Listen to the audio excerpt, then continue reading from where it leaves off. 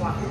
Une histoire qui commence à partir de votre enfance, de tout ce que vous avez vécu, tout ce que vous avez appris au Maroc, puis en France. Vous êtes parti donc en France.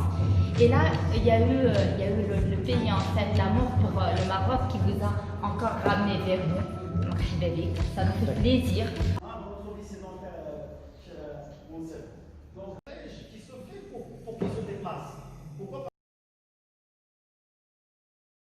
À travers chaque chose qu'on fait, à travers chaque œuvre qu'on réalise, c'est une histoire, c'est une identité, c'est notre culture qui, voilà, qui se raconte, qui se dessine à travers ces œuvres. Donc là, les étapes en fait. Donc le Marocain les œuvres d'art, donc qui sont du dessin. Donc c'est parti sur du dessin, et sur le dessin vous avez aussi transcrit des proverbes.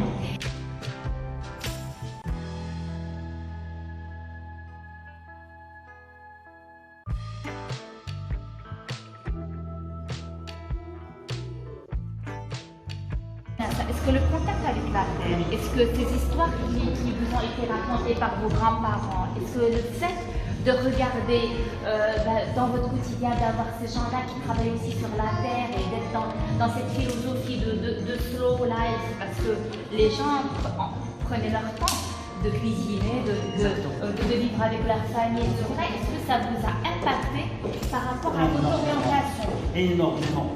Le fait d'avoir ces matières traditionnelles rudimentaires dans l'espace rural, ça m'a vraiment interpellé, ça m'a vraiment formé déjà. Et j'ai commencé à raconter via le dessin.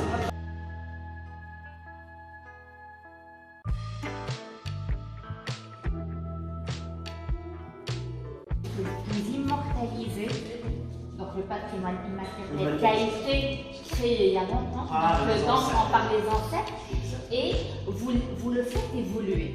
Exactement. Donc voilà, c'est ce qui fait qu'un objet n'est pas, il est éternel.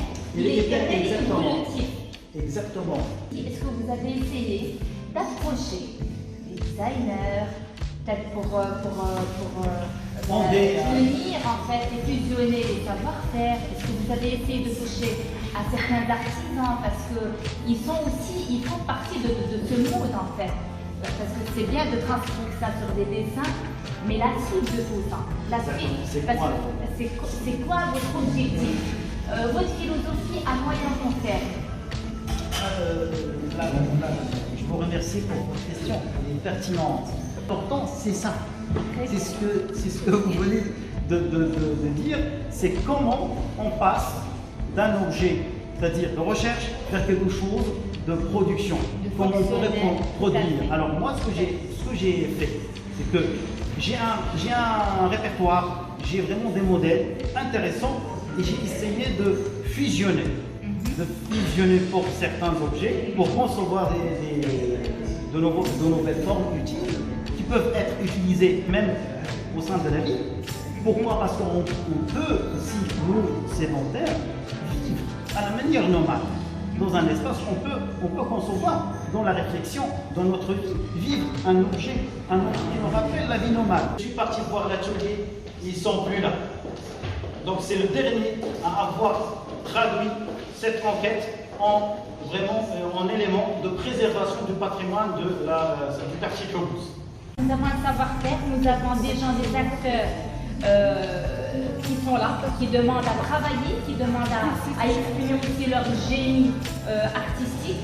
Donc moi, ce que vous êtes en train de me dire m'enchante, parce que faire rentrer des artisans dans votre processus, dans votre projet, pour moi est excellent. Vous aussi que je ressens, parce que j'aimerais bien faire un travail avec vous, peut-être un jour, Inch'Allah. C'est vraiment, pour moi, vous êtes vraiment la bienvenue justement pour couvrir ce travail et lui donner aussi de votre talent de démonstration et d'explication et de critique instructive. Et en fait, on est là justement pour échanger, communiquer, élaborer vraiment une philosophie qui nous permet en fait de préserver et de réhabiliter notre patrimoine. Merci, c'est Allah, tout le plaisir est pour moi.